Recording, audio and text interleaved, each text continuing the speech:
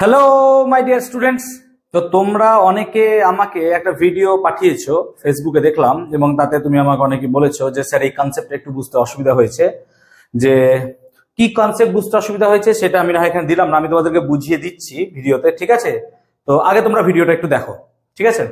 जो हम बिजली के दो तारों को आपस में टच कराते हैं या एक्सीडेंटली दोनों तार आपस में टच हो जाते हैं तो ऐसा क्या हो जाता है कि अक्सर शॉर्ट सर्किट हो जाती है या फिर आग लग जाया करती है।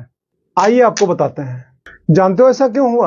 जब दोनों तार को हमने आपस में टच कराया तो सर्किट तो कंप्लीट हो गई, लेकिन रास्ते में कोई रेजिस्टेंस नहीं था। और फार्मूला आप जानते हो, V that is equal to I R, I that is equal to V upon R. तो इस केस में R अप्रोक्सीमेटली 0। तो ऐसी कंडीशन में I ये लगभग कितना हो जाएगा? इनफाइनाइट। और किसी भी तार में अगर I करंट फ्लो कर रही हो तो पर सेकंड निकलने वाली जो हीट होती है उसका फार्मूला होता है I स्क्वायर इंटू आर। अब आप इमेजिन करो यहाँ पे कि अगर इनफाइनाइट करंट फ्लो करे तो हीट की मात्रा क्या होगी? अगर करंट 100 गुनी हो जाए तो जानते हो जो हीट निकलेगी वो लगभग 10,000 गुनी निकलेगी। तार कहां झेल पाएगा? कोई भी वायर होता है maximum 10 ampere, 16 ampere, 20 ampere, 22 ampere, इसी प्रकार तो करंट झेलेगी। और यही कारण है कि अगर दोनों तार आपस में कुछ देर हम टच किए रहे पूरा तार मेल्ट कर जाएगा। और तार को टच करा के हटा ले रहे थे, बार बार स्पार्क कर रहा था। ওকে, ভিডিওটা দেখা হলো।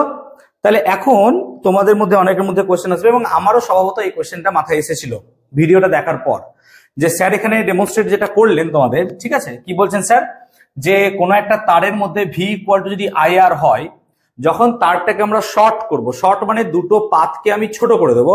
মানে ধরো একটা তার কি হচ্ছিল, যে এখান থেকে ঘুরে ঘুরে একটা জায়গায় ফ্যান চলছে এবং সেখান থেকে ধরো ফিরে আসছিল তারটা, ঠিক আছে? বা একটা কোনো জায়গায় বাতি জ্বলছে, ঠিক আছে? একটা ফিলামেন্ট আছে, এটা ফিলামেন্ট, ঠিক আছে? তো এই ফিলামেন্ট থেকে ঘুরে আসছে যখন, পুরো এইভাবে কানেক্টেড থাকে তো ফিলামেন্টটা। তাহলে এখন যদি আমার এই তার দুটোকে এই পয়েন্ট থেকে শর্ট করে দিই, তাহলে কারেন্ট এদিক দিয়ে ফ্লো করবে না এদিক দিয়ে ফ্লো করবে? স্বাভাবিক। কেন ফ্লো করবে? তার রিজনটা হচ্ছে যে এখানে রোধ কমে যায়, কিন্তু স্যার কি বলছেন যে এই জায়গাটায় রোধ প্রায় 0 হয়ে যাচ্ছে, ঠিক আছে? কথাটা তাত্ত্বিকভাবে ঠিক, কথাটা তাত্ত্বিকভাবে ঠিক। এবার রোধ যদি 0 হয়ে যায় তাহলে তোমার এখানে বোঝা উচিত যে আই কত হচ্ছে, তাহলে ইনফাইনাইট, কারণ আই ইকুয়াল টু V/0। তো আই ইনফাইনাইট হওয়ার জন্য স্যার বললেন পাওয়ার না ধরে যদি পার ইউনিট টাইমে তোমার হিট যে প্রডিউস হচ্ছে সেটা যদি আই স্কোয়ার আর হয়, তাহলে আই ইনফাইনাইট হলে হিটও ইনফাইনাইট হবে।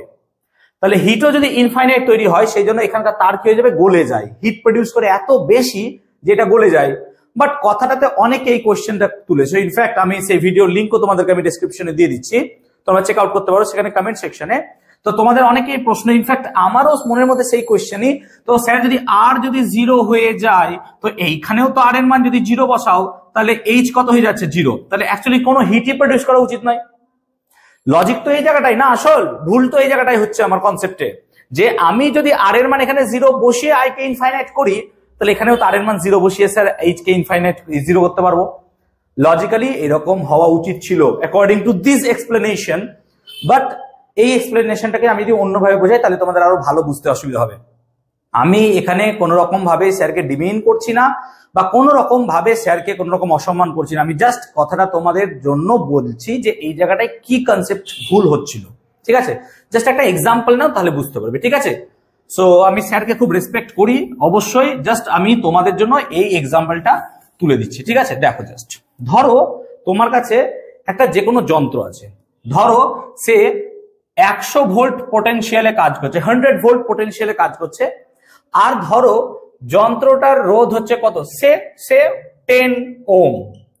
সেই যন্ত্রটা 10 ওমে কাজ করছে। তাহলে তুমি একটা যন্ত্র বসিয়েছো কেমন না, তো একটা পোটেনশিয়াল দিয়েছো আর একটা রেজিস্ট্যান্স বসিয়েছো। পোটেনশিয়ালকে তুমি দিয়েছো 100 ভোল্ট আর রেজিস্ট্যান্সকে তুমি দিয়েছো 10 ওম, সো দ্যাট এখানে কারেন্ট কত ফ্লো করবে না, তো according to this problem current flow করা উচিত 100/10, দ্যাট মিনস 10 অ্যাম্পস। সো 10 অ্যাম্পিয়ারের কারেন্ট এখানে ফ্লো করা উচিত, it is true. But whenever I am shorting this two, মানে কি, আমি এখানে যখন একটা তার দিয়ে এটাকে কানেক্ট করে দিচ্ছি, তাহলে এই জায়গাটা রেজিস্ট্যান্স কমে যাচ্ছে, but it can never be 0। মনে রাখবে, একটা তারের রেজিস্ট্যান্স কখনো 0 হতে পারে না। নো নো নো নো, 0 কখনো হবেই না, তার মান কমে যায়। সে আমি ধরলাম এই শর্ট করার জন্য এখানকার রেজিস্ট্যান্স কমে গেল, আর এর মান কত হয়ে গেল? 0.1। তাহলে ম্যাক্সিমাম কারেন্টটা কি হবে? এই দিক দিয়ে ফ্লো করবে। এখন ম্যাক্সিমাম কারেন্ট এই দিক দিয়ে ফ্লো করবে, এদিক দিয়ে আর ফ্লোই করতে চাইবে না, কারণ 10 ওমের থেকে 0.1 ওম ফার মোর কম। তো যদি তাই হয় তাহলে এখন রেজিস্ট্যান্স হচ্ছে তোমার 0.1 ওম, কারেন্ট ফ্লো কত করছে তুমি দেখো, আর পোটেনশিয়াল ড্রপ তো তোমার 100 ভোল্ট দেওয়াই আছে, 100 ভোল্ট।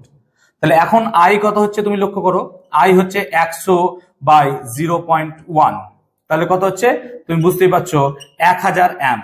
তাহলে আগে কারেন্ট যাচ্ছিল 10 অ্যাম্প, এখন যাচ্ছে 1000 অ্যাম্প। আচ্ছা, আগে কারেন্ট ছিল আই, তাহলে পার ইউনিট টাইমে যে পরিমাণ হিট প্রডিউস করবে তার ফর্মুলা হচ্ছে আই স্কোয়ার আর, নাকি? পার ইউনিট টাইমে যে পরিমাণ হিট প্রডিউস করবে তার ফর্মুলা হচ্ছে আই স্কোয়ার আর। এখন আগে ফর্মুলা দেখো, আই ছিল 10, তাহলে 10 এর স্কোয়ার ইন্টু আর যদি করো তাহলে দেখো কত হচ্ছে 100 ইন্টু 10, দ্যাট মিনস 1000, তার মানে 1000 ওয়াট পার সেকেন্ডে 1000 জুল এনার্জিও ডিসিপেট করছে। বাট নাও সেকেন্ড কেস যদি নাও তাহলে কি হচ্ছে দেখো, না তো পাওয়ার ইকুয়াল টু তুমি বলতে পারছো কত, না তো আই স্কোয়ার মানে হচ্ছে 1000 তার স্কোয়ার ইন্টু আর এর ভ্যালু কত 0.1, so this is 0.1, so 1000 into 1000 into 0.1, তাহলে 0.1 এর সঙ্গে 1000 কাটলে 10 কেটে যায়, সো দেখো পড়ে থাকছে একের পর 5টা শূন্য, একের পর 5টা শূন্য মানে 100,000, মানে এখানে কারেন্ট তৈরি হচ্ছে 1 lakh joule per second current তৈরি হচ্ছে, আর আগে তৈরি হচ্ছিল মাত্র 1000। তাহলে এখানে হিট এত বেশি প্রডিউস হচ্ছে যে তার গলে যাচ্ছে। তাহলে তোমাদের আগের কোয়েশ্চেনে যেটা প্রবলেম হচ্ছিল P equal to I square R, R zero হয়ে গেলে পরে পি জিরো হয়ে যাচ্ছে, সেই প্রবাবিলিটি দেখো এখানে থাকছে না। তো একটা ছোট্ট জিনিস আমাদের ডেমনস্ট্রেট করতে যদি একটু স্লাইট মিস্টেক হয় তাহলে এরকম একটা এরর আমাদের মাথার মধ্যে চলে আসতে পারে, তাই না? আমার মাথার মধ্যে এসেছিল এবং সেই ভিডিও দেখা অনেকের মধ্যেই এই কোয়েশ্চেনটা এসেছিল। আই হোপ এই কোয়েশ্চেনটা তোমাদের বুঝতে পেরেছি সলিউশন। সো আমি কোনো রকম ভাবে কোনো রকম রোস্টিং করছি না বা নাথিং এলস, এই ভিডিওর মাধ্যমে জাস্ট ইনফরমেশন দিতে চেয়েছি তোমাদেরকে। আই হোপ এই ভিডিও তোমাদের ভালো লাগলো। যদি ভালো লেগে থাকে অবশ্যই আমাদের চ্যানেলকে সাবস্ক্রাইব করো, এন্ড এইরকম আরো ভিডিওস পেতে অবশ্যই বন্ধুদের মধ্যে শেয়ার করো এবং কমেন্ট করো, ঠিক আছে?